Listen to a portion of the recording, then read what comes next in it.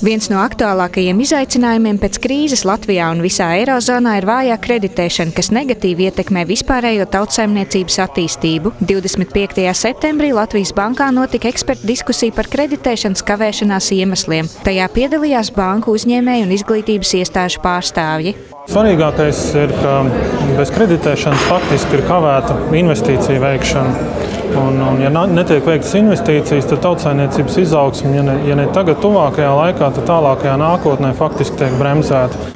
Vājo kreditēšanas attīstību veicina vairāk kredītu piedāvājumu un pieprasījumu faktoru mijiedarbība.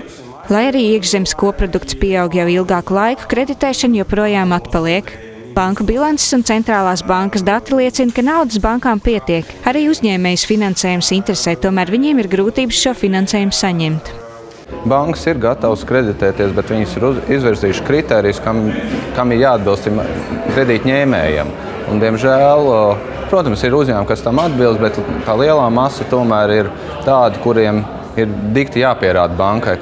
Arī pieredze ar Eirosistēmas ilgtermiņa kreditēšanas programmu, par kuru bankām pašlaik ir neliela interese, apliecina, ka šķēršļi ir citās jomās. Banku pārstāvji norāda, ka kavēkļi saistīti ar grūtībām uzticēties kredītņēmējiem un problēmām tiesiskajā sistēmā, kas bankas pietiekami neaizsargā. Gadījumā, ja uzņēmējs banku piekrāp, pieviļ un kaut kā tur nedod Dievs tur kukuļot tiesu sistēmu vai kaut kā citādi panāk savu vēlamu rezultātu, tad banka, kas ir uzticējusies, viņa sagaidītu, ka negatīvs rezultāts ir tam, kas viņu pievīla un tam, kas darīja tās sliktās lietas.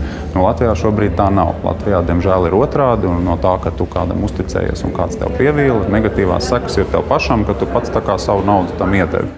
Eksperti ir vienprātīgi, turpinoties kreditēšanas kritumam, turpmākā izaugsme Latvijā varētu bremzēties.